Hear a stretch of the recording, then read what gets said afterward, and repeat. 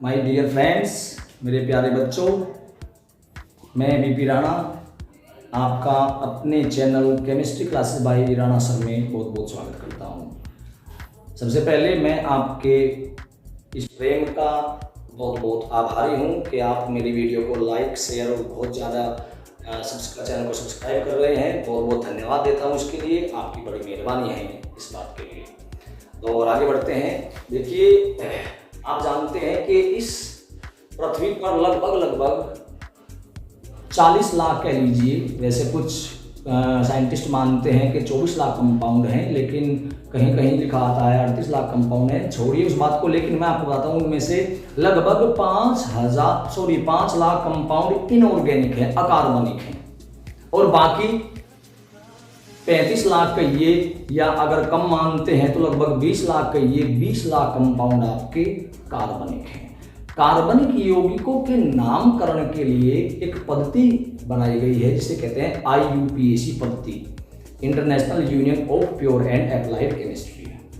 इसके अलावा कुछ अकार्बनिक यौगिक भी हैं जिन्हें जटिल यौगिक कहते हैं, उपसंयोजी यौगिक कहते हैं। उनके लिए भी IUPAC ने एक सिस्टम, एक सूत्र कह लीजिए, बनाए हैं उन्हें नाम बनाने के लिए। लेकिन प्योर जो अकार्बनिक यौगिक हैं 5 लाख, उनके नाम कैसे बनाए जाते हैं? काफ़ी बड़ी समस्या होती है इस चीज़ की कि बच्चे नाम याद नहीं रख पाते। 9वीं से और MSc तक चले जाते हैं, लेकिन बच्चों को नहीं पता होता कि भाई सोडियम कार्बोनेट क्या होता है, पोटेशियम क्लोराइड क्या होता है, पोटेशियम परमैंगनेट क्या होता है, तो ऐसे फेरस सल्फेट क्या होता है, फेरस अमोनियम सल्फेट क्या होता है। तो ऐसे यौगिकों के नाम कैसे बनाए जाते हैं? इन 5 लाख यौगिकों के नाम मैं ज़्यादा नहीं बताता हूं, लेकिन मैं आपको बताता हूं कि 50 शब्द अगर आप याद कर सकते हो तो इन 5 लाख यौगिकों में से बहुत सारे, या ये कह लीजिए कि अधिकांश, लगभग 3-4 लाख यौगिकों के नाम आप आराम से बना सकते हैं। जी हाँ, आज का मेरा टॉपिक है कि अकार्बनिक यौगिकों के नाम कैसे याद रखे जाएं, कैसे पता चले किसी का भी नाम पता होते ही उसका सूत्र क्या है, या कोई सूत्र हमारे सामने केमिस्ट्री का लिखा हुआ है तो उसका नाम क्या होगा। इसके लिए हमें केवल ज़्यादा नहीं 50 लाइनें याद करनी है, 50 नाम याद रखने हैं। अगर आपने 50 नाम याद कर दिए तो मैं आपको कहता हूँ, गारंटी देता हूँ कि आपके लगभग 5 लाख यौगिकों के नाम याद हो जाएंगे। आज का यही टॉपिक, तो बने रहिए मेरे साथ chemistry classes by Rana sir. जी हाँ दोस्तों, आज मैं बात करने वाला हूँ केमिस्ट्री के 5 लाख यौगिकों के नाम आप फटाफट कैसे बना सकते हैं, बहुत जल्दी कैसे बना सकते हैं। तो चलिए आगे बढ़ते हैं। तो आज क्योंकि लगभग आपको 50 लाइनें या 50 नाम याद रखने हैं, तो आज उनमें से मैं सारे नहीं लूँगा, कुछ लूँगा, थोड़े लूँगा, जिससे आपके याद हो जाए। और सबसे पहला है, ये लाइन हर कंपाउंड के नाम में कॉमन रहेगी कि यदि किसी तत्व या धातु या समूह के साथ H हाइड्रोजन जुड़ा हो तो उन यौगिकों का नाम हाइड्राइड होता है। क्या होता है जी? हाइड्राइड। हालांकि हाइड्राइड शब्द का प्रयोग केवल उस समय किया जाता है जब हाइड्रोजन किसी धातु परमाणु के साथ जुड़ी हो, लेकिन और परमाणुओं के साथ में धातु के साथ में जुड़ी हो तो उनका नाम भी हाइड्राइड ही रखते हैं, हालांकि उनके स्पेसिफिक नाम दिए गए हैं। तो यदि किसी तत्व या धातु या समूह के साथ हाइड्रोजन जुड़ा रहता है तो उस यौगिक के नाम में हाइड्राइड शब्द आना ही आना है। जैसे कि NaH का नाम होगा सोडियम हाइड्राइड, सोडियम हाइड्राइड।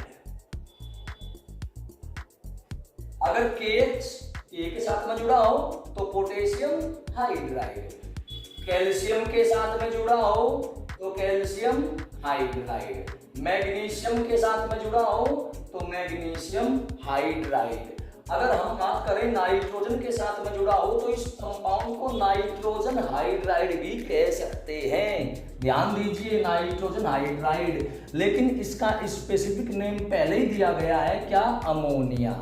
चलिए अब अगला सूत्र लेते हैं नंबर 2 पर। यदि किसी तत्व या धातु परमाणु के साथ कार्बन जुड़ा हो, कौन? कार्बन जुड़ा हो, तो उस यौगिक का नाम कार्बाइड होता है। Carbide, CARBIDE। तो अगर कार्बन जुड़ा होगा तो उसका नाम होगा कार्बाइड, जैसे CaC2 calcium carbide, calcium carbide. और इसी के बारे में मैं आपको बता देता हूं, कैल्शियम कार्बाइड को कार्बेट कहते हैं, मतलब सामान्य शब्दों में। आपने सुना होगा आम को पकाने के लिए जब कच्चे आम को तोड़ते हैं तो मसाला आता है, उसे कार्बेट कहते हैं। वो वास्तव में कार्बाइड होता है लेकिन उसे कार्बेट कहा जाता है। तो वही है ये कैल्शियम कार्बाइड, जिसकी सहायता से फल वगैरह को पकाया जाता है। कैल्शियम कार्बाइड, इसका उपयोग फल पकाने में किया जाता है, कैल्शियम कार्बाइड। तो अगर ये कार्बन एल्यूमिनियम के साथ जुड़ा हो, Al4C3, तो नाम हो जाएगा एल्यूमिनियम कार्बाइड। मैग्नीशियम के साथ में जुड़ा हो तो मैग्नीशियम कार्बाइड। तो यदि कार्बन जुड़ा होगा तो उसका नाम कार्बाइड होगा। नंबर 3 पर आते हैं। अगर किसी तत्व के साथ में नाइट्रोजन ऐड हो, नाइट्रोजन जुड़ा हो, नाइट्रोजन, तो उस यौगिक का नाम नाइट्राइड होता है। नाइट्राइड, देखिए हिंदी इंग्लिश दोनों में अगर नाइट्राइड को आप हिंदी में लिखेंगे कि क्योंकि इनका मीनिंग कुछ नहीं होता, नाम का कोई मीनिंग नहीं होता, तो नाइट्राइड ऐसे ही लिखा जाएगा। तो यदि नाइट्रोजन जुड़ा होगा तो उसका नाम होगा नाइट्राइड। जैसे हम बात करते हैं Na3N, तो Na का तो सोडियम और N आ गया तो nitride, sodium nitride. Mg3N2 magnesium nitride, Ca3N2 calcium nitride. तो जितने भी अगर धातु के साथ में नाइट्रोजन परमाणु अटैच होता है तो उनके लिए हम नाइट्राइड शब्द का प्रयोग करते हैं, जैसे Al एल्यूमिनियम नाइट्राइड। तो यदि नाइट्रोजन जुड़ा होगा तो यौगिक का नाम नाइट्राइड होगा। चलिए नंबर 4 पे बात करते हैं। अगर किसी तत्व या धातु के साथ में फास्फोरस जुड़ा हो, फास्फोरस P, तो उसके लिए फोस्फाइड शब्द का प्रयोग किया जाता है। क्या करते हैं? फोस्फाइड, हिंदी में लिख देता हूं फोस्फाइड। If phosphorus attach with any element or atom, then that is known as phosphide। जैसे Alp aluminium phosphide, NaP sodium phosphide, Mg3P2 magnesium phosphide, Ca3P2 calcium phosphide. तो अगर फास्फोरस P जुड़ा रहता है तो उसका सूत्र, उसका नाम फोस्फाइड होता है, यानी उन यौगिकों को फोस्फाइड कहा जाता है। चलिए आगे बढ़ते हैं, नंबर 5 लेते हैं। नंबर 5 पर आता है, यदि किसी तत्व के साथ या धातु के साथ O जुड़ा हो, ऑक्सीजन, तो उन यौगिकों का नाम ऑक्साइड होता है। ऑक्साइड, हिंदी में भी ऑक्साइड ही बोला जाएगा या लिखा जाएगा, ऑक्साइड। जैसे Na2O का नाम हो जाएगा सोडियम ऑक्साइड, K2O का नाम पोटेशियम ऑक्साइड, MgO का नाम मैग्नीशियम ऑक्साइड, CaO का नाम कैल्शियम ऑक्साइड, Al2O3 का नाम aluminium oxide, CO carbon oxide या कार्बन मोनोऑक्साइड, क्योंकि कार्बन के 2 तरह के ऑक्साइड होते हैं, CO और CO2, तो दोनों ये कार्बन ऑक्साइड बोले जाएंगे। परंतु इसमें एक ऑक्सीजन है, एक का मतलब मोनो, कार्बन मोनोऑक्साइड। इसमें 2 है कार्बन डाइऑक्साइड। जैसे SO2 सल्फर ऑक्साइड है ये, लेकिन 2 बार ऑक्सीजन है तो इसलिए सल्फर डाइऑक्साइड कह देते हैं। चलिए आगे बढ़ते हैं।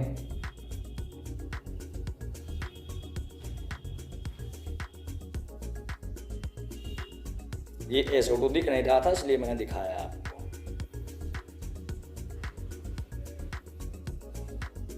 अगर आप उतारना चाहते हैं तो स्क्रीनशॉट लेकर के इनको अपनी कॉपी में उतार भी सकते हैं।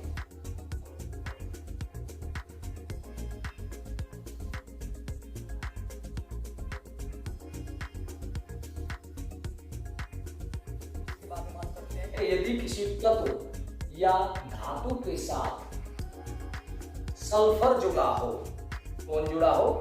सल्फर, तो उस यौगिक का नाम सल्फाइड होता है। सल्फाइड, SULPHIDE, उस यौगिक का क्या नाम होता है? सल्फाइड। जैसे Na2S का नाम हो जाएगा सोडियम सल्फाइड। क्या नाम हो जाएगा? जी हाँ, सोडियम सल्फाइड। तो K2S का नाम पोटेशियम सल्फाइड, PbS का नाम लेड सल्फाइड, CuS का नाम कॉपर सल्फाइड, FeS का नाम फेरस सल्फाइड या आयरन सल्फाइड भी कह सकते हैं, ZnS का नाम जिंक सल्फाइड। तो अगर S जुड़ा हो तो उसके लिए सल्फाइड शब्द का प्रयोग किया जाता है। नंबर नेक्स्ट आते हैं, शायद 7 हो गए थे, 8वां है, देख लेना आप लोग 7वां और 8वां कि यदि किसी तत्व या धातु के साथ में फ्लोरीन जुड़ा हो, फ्लोरीन F, तो उसका नाम फ्लोराइड होता है, FLOURIDE फ्लोराइड। जैसे अगर हम बात करते हैं HF hydrogen fluoride, NaF sodium fluoride, KF potassium fluoride, CaF2 calcium fluoride. तो अगर फ्लोरीन जुड़ा होता है F तो वो फ्लोराइड होता है। यहाँ आप एक बात देख रहे होंगे, आपने नोट किया होगा कि कहीं तो हम जैसे मान लिया F है, यहाँ एक है, यहाँ एक है, यहाँ एक है, यहाँ 2 क्यों आए?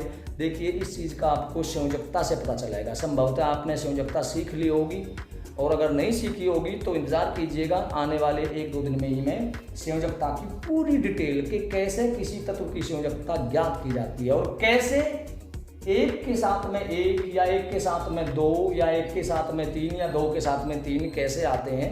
जैसे मान लिया मैं एक बात दोहराऊं, आयरन ऑक्साइड FeO भी होता है, Fe2O3 भी होता है, Fe3O4 भी होता है। तो हमें कैसे पता चले कि Fe के साथ में 1 आएगा या 2 के साथ में 3 आएंगे या 3 के साथ में 4? ये संयोजकता का मैटर है और निश्चित रूप से मैं आने वाली वीडियो में आपको संयोजकता के बारे में पूरी डिटेल में बता दूंगा। तो आपको पता चल जाएगा कि 2 तत्व आपस में जब जुड़ेंगे, 2 परमाणु, तो उनका सूत्र क्या बनेगा। भाई सोडियम और क्लोरीन से बनने वाले यौगिक का सूत्र सोडियम क्लोराइड NaCl क्यों होता है, Na2Cl क्यों नहीं होता, या NaCl2 क्यों नहीं होता, या NaCl3 क्यों नहीं होता, जबकि एल्यूमिनियम के साथ में क्लोरीन AlCl3 यानी ये होता है। तो ये संयोजकता का मैटर है। मैं आने वाली वीडियो में निश्चित रूप से आपकी शंका को भी दूर कर दूंगा, लेकिन आज केवल नाम के लिए पढ़ रहे हैं तो केवल नाम पे ध्यान करेंगे, नाम पे कॉन्सेंट्रेट करेंगे आप लोग। इसके बाद में नंबर 9 पर आता है, यदि किसी तत्व के साथ में क्लोरीन जुड़ा हो Cl, तो उन यौगिकों का नाम क्लोराइड होता है। क्या नाम होता है? क्लोराइड। जैसे NaCl का नाम क्या होगा? Sodium chloride. KCl का नाम लिख देता हूं, सोडियम क्लोराइड।